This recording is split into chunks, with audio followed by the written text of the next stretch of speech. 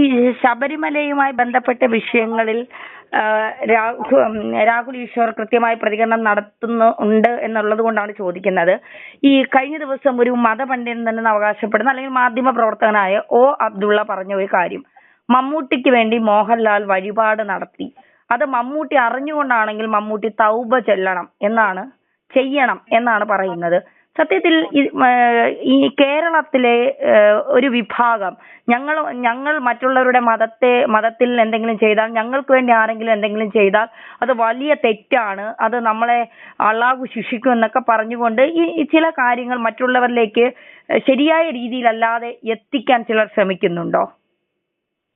രണ്ട് കാര്യങ്ങൾ ധന്യാജി. ഒന്ന്, ഞാൻ എപ്പോഴും വളരെ ബാലൻസ്ഡ് ആയി മിഡിൽ ഗ്രൗണ്ടിൽ മധ്യമാർഗം ഉപയോഗിച്ച് കഴിയുന്നത്ര ആരെയും എതിർക്കാതെ എല്ലാവരെയും ഇൻക്ലൂഡ് ചെയ്ത് പറയുന്നതാണ്. എനിക്ക് പറയാൻ യാതൊരു മടിയില്ല. ശ്രീ അബ്ദുള്ളയ്ക്ക് വട്ടാണ്. യഥാർത്ഥത്തിൽ മതഭ്രാന്ത് ബാധിച്ചൊരു വ്യക്തിയാണ് അദ്ദേഹം. പരിശുദ്ധ ഇസ്ലാമിലോ പരിശുദ്ധ ക്രിസ്ത്യാനിറ്റിയിലോ പരിശുദ്ധ ഹിന്ദു ധർമ്മത്തിലോ വിശ്വസിക്കുന്ന ഒരാൾക്കും വേറെ ഏതെങ്കിലും സമുദായത്തിൽപ്പെട്ട ആരുമായി പ്രാർത്ഥിക്കുന്നതിന് യാതൊരു പ്രശ്നവുമില്ല. അദ്ദേഹം പറയുന്നത് മമ്മൂട്ടി അറിഞ്ഞാണ് മോഹൻലാൽ പോയതെങ്കിൽ മമ്മൂട്ടി മാപ്പ് പറയണത് വലിയ തെറ്റായി പോയിന്നാണ്. അതായത് മോഹൻലാൽ മമ്മൂട്ടിയെ വിളിച്ച് ഇച്ചാക്ക ഞാൻ ശബരിമലയിലോട്ട് പോവാണ്, ഞാൻ നിങ്ങൾക്ക് വേണ്ടി ഒരു വഴിപാട് കഴിക്കാൻ പോവാണെന്ന് പറയുമ്പോൾ മമ്മൂട്ടി എന്ത് പറയണം? പോവല്ലേ, അയ്യോ പോവല്ലേ എന്ന് പറയുന്നു. എന്ത് തരം ഭ്രാന്താണിത്? ഇത് വിശ്വാസങ്ങളെ മോശമാക്കുന്ന, മതത്തെയും ആത്മീയതയും ഒക്കെ അപഹസിക്കുന്ന ഒരുതരം ഞരമ്പ് രോഗമാണ് യഥാർത്ഥത്തിൽ. ഇനി അത് ഇസ്ലാമിക നിയമപ്രകാരവും ശരിയല്ല, അതും വെറുതെ പറയുന്നതാണ്. അതായത് നമ്മൾ ഹിന്ദുക്കളിൽ നിന്ന് വിഭിന്നമായി ക്രിസ്ത്യാനികൾക്കും മുസ്ലിങ്ങൾക്കും ജൂതന്മാർക്കും ഒക്കെ ഏകദൈവ വിശ്വാസം അഥവാ മോണോതീസം ഉണ്ട്. നമ്മൾ ഹിന്ദുക്കൾക്ക് അങ്ങനെയല്ല. വ്യത്യസ്തതകളിലും പാൻതീസം, പ്ലൂറലിസം ഇതൊക്കെ നമുക്ക് ജന്മസിദ്ധമായിട്ട് തന്നെ ഉള്ള കാര്യങ്ങളിലൊന്നാണ്. അപ്പൊ യഥാർത്ഥത്തിൽ മമ്മൂട്ടി അല്ല അമ്പലത്തിൽ പോകുന്നത്, മോഹൻലാലാണ് അമ്പലത്തിൽ പോകുന്നത്. മോഹൻലാൽ അമ്പലത്തിൽ പോകുന്നത് വഴിപാട് കഴിക്കുന്നതിന് മമ്മൂട്ടി മാപ്പ് പറയണമെന്ന് പറയുന്നത് ഭ്രാന്താണ്. ആവശ്യമില്ലാതെ പരിശുദ്ധ ഇസ്ലാമിന്റെ തിയോളജി, ദൈവശാസ്ത്രത്തെ ഇതിലേക്ക് വലിച്ചടിച്ചു കൊണ്ടുവന്നത് ശ്രീ അബ്ദുള്ള മനഃപൂർവ്വം ശ്രദ്ധ കിട്ടാനും മറ്റുമാണ്. ഇത് യഥാർത്ഥത്തിൽ ഒരു വിശ്വാസമല്ല, മതമല്ല, വിദ്വേഷവും ഞരമ്പ് രോഗവുമാണ്. അതിൽ എനിക്ക് ഏറ്റവും സന്തോഷം, അദ്ദേഹം അവസാനം പോസ്റ്റ് ഡിലീറ്റ് ചെയ്ത് ഓടേണ്ടി വന്നു. മുസ്ലിം സമൂഹത്തിലെ 99% ആൾക്കാരും അദ്ദേഹത്തെ ആക്രമിക്കുകയും അദ്ദേഹത്തിന്റെ നിലപാടിനെ തള്ളിപ്പറയുകയും ചെയ്തു എന്നുള്ളതും വളരെ സ്വാഗതാർഹമായ ഒരു കാര്യമാണ്. രണ്ട്, ഇനി ശബരിമലയുടെ കോണ്ടെക്സ്റ്റ്. ശബരിമലയിൽ അയ്യപ്പനും വാവരും ഉള്ളതാണ്.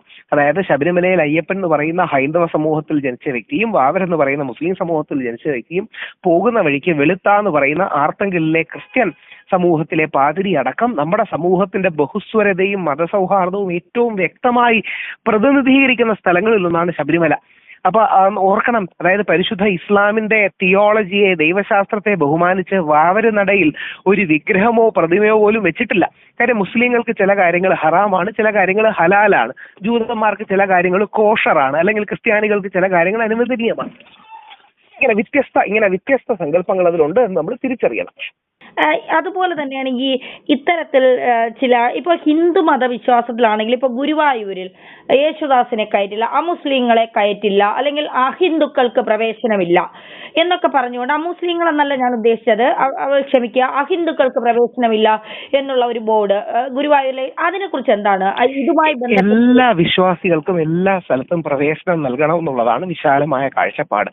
അതായത് ഞാൻ ഒരുപാട് ഗുരുവായൂർ പോയി പ്രാർത്ഥിക്കുന്ന ഒരു വ്യക്തിയാണ്. എനിക്ക് 100% ഉറപ്പുണ്ട് ഗുരുവായൂരപ്പന് രാഹുൽ ഈശ്വറിനേക്കാൾ ഏറ്റവും ഇഷ്ടവും പ്രിയവും യേശുദാസിനോടാണ്. യേശുദാസ് പാടി ഉണർത്തുകയും ഗുരുവായൂരപ്പനെ പാടി ഉണർത്തുകയും അയ്യപ്പനെ പാടി ഉറക്കുകയും ചെയ്യുന്ന ഒരു വ്യക്തിയാണ് യേശുദാസ്. അതുകൊണ്ട് തീർച്ചയായും യേശുദാസിനെ അവിടെ പ്രവേശിപ്പിക്കണമെന്നുള്ളതാണ് വിശ്വാസം. അത് തന്ത്രിയുടെയും ദേവസ്വം ബോർഡിന്റെയും അവിടുത്തെ ഭരണാധികാരികളുടെയും എല്ലാം കൂടെ അനുമതിയോടുകൂടി, യോജിപ്പോടുകൂടി അവിടെ കയറ്റണമെന്നുള്ളതാണ്. ആ വിശ്വാസത്തിന്റെ ഭാഗമായിട്ട് അവരെ സ്വീകരിക്കുന്നതിൽ നല്ലതാണ്. പക്ഷെ അതിനൊരു സമവായം ഉണ്ടാകണം. അതിലെല്ലാവരുടെയും യോജിപ്പിൽ അവരെ കൊണ്ടുവരാൻ കഴിയണമെന്നുള്ളത് മാത്രമേ ഉള്ളൂ. ആരെയും അപഹസിച്ചുകൊണ്ട് മോശമാക്കിക്കൊണ്ടുമല്ല, എല്ലാരെയും ഒരുമിച്ച് കൊണ്ടുപോയി കയറ്റാൻ കഴിയുമെങ്കിൽ അതാണ് ഏറ്റവും നല്ലത്.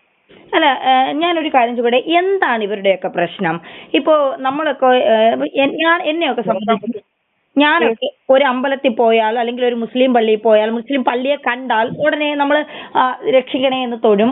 ക്രിസ്ത്യൻ പള്ളി, ഒരു പള്ളിയിൽ യേശുവിന്റെ പള്ളിയിൽ കണ്ടാലും നമ്മൾ അങ്ങനെ തന്നെ ചെയ്യും. പക്ഷെ എന്താണ് ഇവരുടെയൊക്കെ പ്രശ്നം? അബ്ദുള്ളയെ പോലുള്ളവരൊക്കെ എന്താണ് ഇതുകൊണ്ട് ഉദ്ദേശിക്കുന്നത്? എന്താണ് അവർ അനാവശ്യമായ സമൂഹത്തിൽ വിഷം കലർത്തുകയാണ്, സമൂഹത്തിൽ വിദ്വേഷം വമിപ്പിക്കുകയാണ്, അതിനെതിരെ ഒരു ജാഗ്രത നമ്മുടെ സമൂഹത്തിൽ വേണം. എല്ലാ സമൂഹത്തിലും ഇതുപോലെ തീവ്രതയുള്ളവരുണ്ട്. അവരെ ഒറ്റപ്പെടുത്താൻ നമുക്ക് കഴിയണം.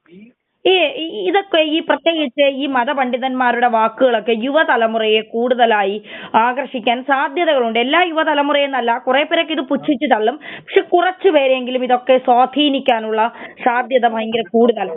വളരെ വളരെ കുറച്ചു പേരേ ഉള്ളൂ. അതുകൊണ്ട് അതൊരു പ്രശ്നമായി നമ്മൾ കാണേണ്ടതില്ല. എല്ലാ കാലത്തും എല്ലാ സമൂഹത്തിലും അതേപോലെ കുറച്ച് തീവ്രസ്വരക്കാരുണ്ട്. അതുകൊണ്ട് അവരെ ഒരു പരിധിക്കപ്പുറം നമ്മൾ ഗൗനിക്കേണ്ട കാര്യമില്ല എന്നുള്ളതാണ് എന്റെ കാഴ്ചപ്പാട്. അപ്പൊ നമ്മൾ ഈ അബ്ദുള്ളയെ ഇങ്ങനെ വിമർശിക്കുമ്പോൾ ചിലരുടെ ചോദ്യം, അങ്ങനെയാണെങ്കിൽ എന്തുകൊണ്ട് നിങ്ങൾ ശബരിമലയിൽ സ്ത്രീകളെ കയറ്റാൻ നിങ്ങൾ... ശബരിമല സ്ത്രീകൾക്ക് യാതൊരു പ്രശ്നവുമില്ല. ശബരിമലയിൽ യുവതികൾക്ക് മാത്രമാണ് പ്രായനിയന്ത്രണം. ഇത് രണ്ടും ബന്ധമില്ലാത്ത കാര്യങ്ങളാണ്. ഇത്തരം വിഷയങ്ങളിൽ വളരെ ആഴത്തിൽ പോയി ഓരോ വിഷയത്തിന്റെയും ആഴം അറിഞ്ഞുകൊണ്ട് മാത്രമേ അത് ചെയ്യാൻ കഴിയൂ എന്ന് നമ്മൾ തിരിച്ചറിയണം. ഈ ഇത്തരം വിഷയങ്ങളോടുള്ള ഈ മതത്തെ പിടിച്ചുകൊണ്ട് സമൂഹത്തെ വിഘടിപ്പിക്കാൻ ശ്രമിക്കുന്ന, അല്ലെങ്കിൽ സമൂഹത്തെ പിന്നെ വേർതിരിക്കാൻ ശ്രമിക്കുന്നവരോട് എന്താണ് രാഹുൽജിക്ക് പറയാനുള്ളത്? അതിനെതിരെ ജാഗ്രത വേണം. നമ്മുടെ നാടെന്ന് പറഞ്ഞാൽ ബഹുസ്വരതയാണ്. ഇന്ത്യ ലോകത്തിന് നൽകിയ ഏറ്റവും വലിയ സംഭാവന ബഹുസ്വരതയാണ്, മതസൗഹാർദ്ദമാണ്, ഐക്യമാണ്, സമന്വയമാണ്, സമവായമാണ്. അതേ അയ്യപ്പൻ ബാവർ വെളുത്തേന്ന് വിളിക്കാം, Mahatma Gandhi, Maulana Abul Kalam Azad, Charles free Andrews എന്ന് വിളിക്കാം, പേര് അല്ലെങ്കിൽ സ്വാമി വിവേകാനന്ദൻ എന്ന് വിളിക്കാം. പേരെന്ത് വിളിച്ചാലും വ്യത്യസ്ത മതങ്ങളിലൂടെ വിശ്വാസങ്ങളിലൂടെ ദൈവത്തിലെത്താമെന്ന തിരിച്ചറിവാണ് നമ്മൾ ലോകത്തിന് കൊടുത്തത്. ഇന്ത്യയെ വിശ്വഗുരുവാക്കുന്നതും വിശ്വബന്ധുവാക്കുന്നതും ആ ആശയമാണ്. ആ മതസൗഹാർദ്ദത്തെ ഉയർത്തിപ്പിടിക്കാൻ നമുക്ക് കഴിയണം. ഒരു ചോദ്യം കൂടി, ഇത്തരം വർഗീയ പരാമർശം അല്ലെങ്കിൽ വിഷം തുപ്പുന്ന പരാമർശം നടത്തിയ അബ്ദുള്ളയോട് എന്താണ് പറയാനുള്ളത്? അബ്ദുള്ള സാർ ദയവായി പുനർചിന്തിക്കണം. ഇത്രയും പ്രായമുള്ള മനുഷ്യനാണ്. കേരളത്തിൽ എല്ലാവരും പൂർണ്ണമായി സ്വീകരിച്ച, എല്ലാവരും കൈയടിച്ച് ആദരവോടെ സ്നേഹത്തോടെ സ്വീകരിച്ച മമ്മൂട്ടിയുടെയും മോഹൻലാലിന്റെയും ഈ ഐക്യത്തിനിടയിലേക്ക് സങ്കുചിതമായ അദ്ദേഹത്തിന്റെ രാഷ്ട്രീയ താല്പര്യങ്ങളോ അല്ലെങ്കിൽ മറ്റു താല്പര്യങ്ങളുടെ വിഷം ചേർത്ത അദ്ദേഹം കേരള സമൂഹത്തോട് മാപ്പ് പറയണമെന്നുള്ളതാണ് എന്റെ അഭ്യർത്ഥന. മാപ്പ് പറഞ്ഞാൽ ഈ പ്രശ്നങ്ങളിലൊക്കെ ഒരു അവസാനം ഉണ്ടാകുന്ന... അങ്ങനെയല്ല, ഇത്തരം നിലപാടുകൾ പിൻവലിക്കപ്പെടണം. ഇത്തരം ചിന്തകൾ എന്താ പറയുക, നമ്മൾ ഡിസ്കറേജ് ചെയ്യണം. പിന്നെ എല്ലാ സമൂഹത്തിലും തീവ്ര ഹിന്ദുത്വവാദികളുണ്ട്, തീവ്ര ഇസ്ലാമിസ്റ്റുകളുണ്ട്, ഇതേപോലെ തീവ്രൻ ക്രിസ്ത്യൻ മതപരിവർത്തനവാദികളുണ്ട്. എല്ലാ മതത്തിലും ഈ ഉള്ള ഒരു തീവ്രതയുള്ളവരെ നമുക്ക് ഒറ്റപ്പെടുത്താനും മാറ്റാനും കഴിയണം. ഇദ്ദേഹത്തിനെതിരെ കേസ് എടുക്കണം, അത്തരം നിലപാടുകളിലോട് ഞാൻ ഇന്നലെ കേസ് എടുക്കുന്നതിനെ കുറിച്ച് കാര്യമായി ഞങ്ങളുടെ സമൂഹത്തിൽ ഞാൻ നമ്മുടെ അഡ്വക്കേറ്റോട് മറ്റും സംസാരിച്ചു. പക്ഷേ അതിനുള്ള സ്കോപ്പ് ഉണ്ടോ എന്ന കാര്യം സംശയമാണ്. പറഞ്ഞാൽ മാത്രമേ അതിന് സ്കോപ്പ് ഉണ്ടാകൂ. രണ്ടും തമ്മിൽ കുറച്ച് വ്യത്യാസമുണ്ട്. അതാണ് അതിന്റെ പ്രശ്നം. അതാണ് അതിന്റെ ഓരോ വാക്കുകളും മറ്റും വെച്ചാണല്ലോ. പക്ഷെ എന്തായാലും അങ്ങനെ ആരെങ്കിലും കേസ് കൊടുക്കുകയാണെങ്കിൽ പോലും തെറ്റില്ല. Okay, thank you.